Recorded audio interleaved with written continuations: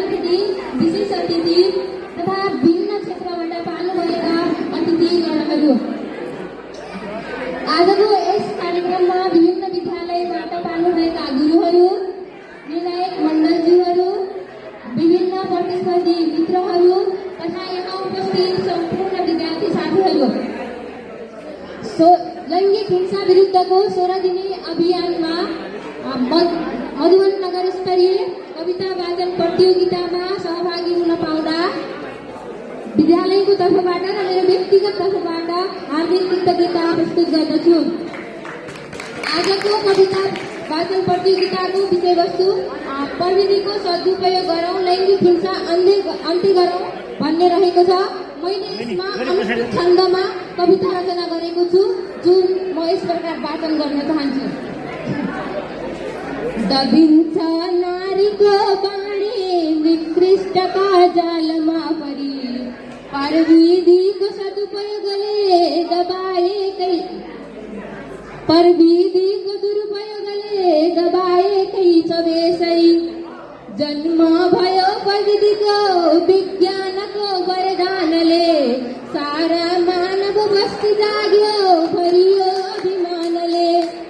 देखे नारीको वेदना सामाजिक सञ्जालभरि, प्रविधिको सदुपयोग गरे रुँदैनथ्यो मन बेसरी।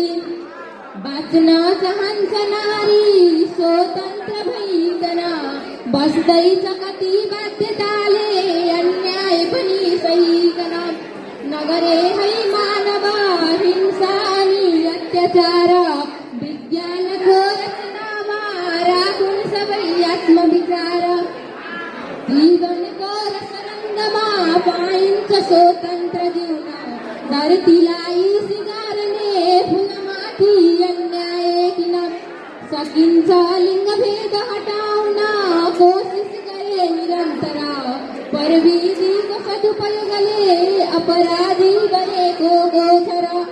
देऊ सम्मान नारी पुरुष बराबर भनी, पवित्र कर्ममा त्यो साथ दिउँला म पनि। धर्म हो मानवको साथ दिनु दुःख जालमा, सचेत हुनु छ दिदी बहिनी आउने विकरालमा। हिम्मत आज जाग्दैछ लिङ्गभेद हटाउने, प्रविधिको सदुपयोग गर भनी विश्वलाई जगाउने। शिक्षा छ भने सबमा बदलिन्छ जगत पनि, मानवतामा बाँच अब नर नारी सहयोगी बनी। हिंसा सहनु पनि हिंसा गर्नु सरह हो र हिंसा गर्नेले सजाय पाउनै पर्छ। धन्यवाद।